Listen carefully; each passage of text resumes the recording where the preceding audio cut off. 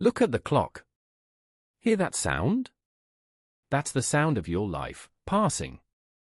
With every tick, a moment is gone forever. And what did you do with the last hour? The last day? The last year? Your future self, the person you are meant to become, is watching you right now. And they are either filling with pride or sinking with regret. The difference between those two futures is not luck. It's not circumstance.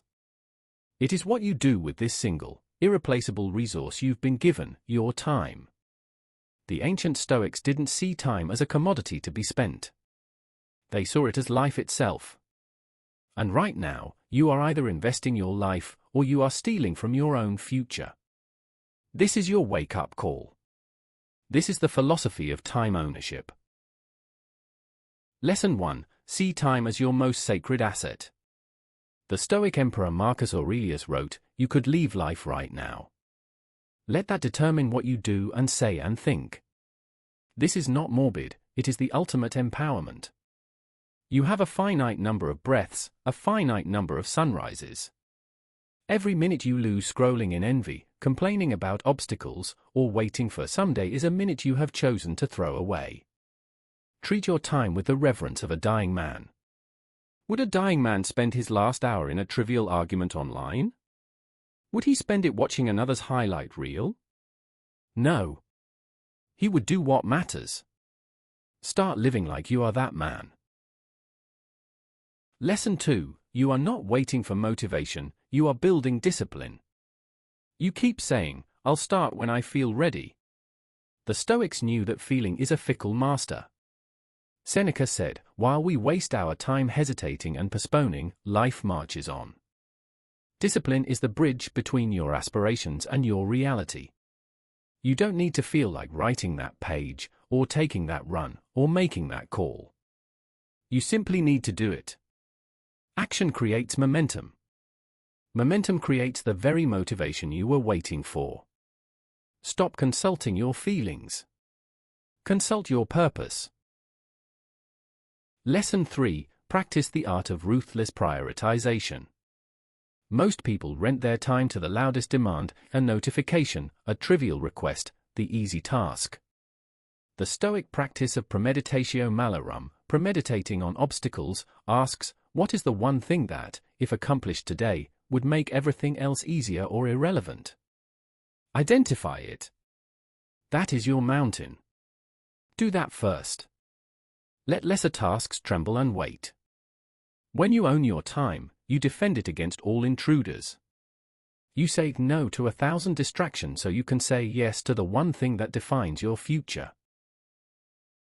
Lesson 4. Embrace the discomfort of growth.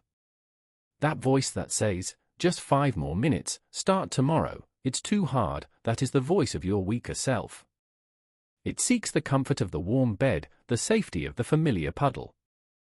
But growth lies in the cold stream, in the hard climb.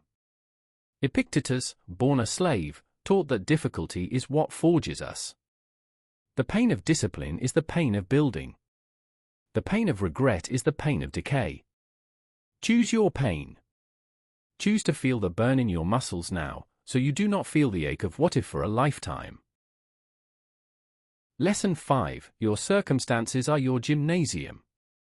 You think you need perfect conditions to begin, more money, more time, the right connections. The Stoics laughed at this. They saw every obstacle as the very training ground for virtue. Your crowded schedule? That teaches efficiency. Your limited resources? That teaches creativity. Your 24 hours are the same 24 hours given to every great and terrible person in history. They didn't have better time, they had better intent. Stop cursing your circumstances. They are your tools. Use them to build. Lesson 6. Memento mori, remember you must die. This is the cornerstone. Let death be your most profound advisor. Not as a threat, but as a clarifying lens. View every decision through it. Is this how I want to spend a piece of my one and only life? This thought strips away pretense. It silences the trivial. It ignites a fierce, beautiful urgency to live with purpose now, not in some vague future. It turns procrastination into a kind of self-betrayal. The tide is turning. The sun is setting on today. Will you let it set on the same person you were when it rose?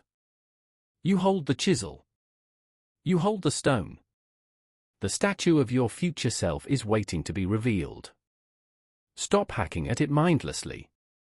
Start sculpting with intention.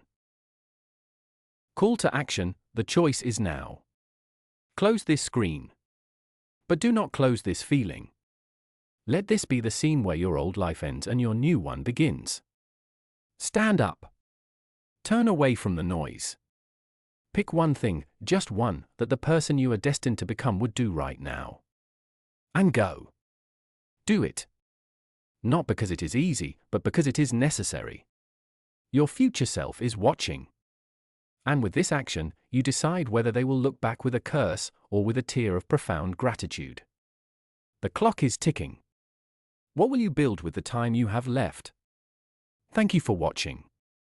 Now, go. Your life is not a rehearsal. This is it. Make it count.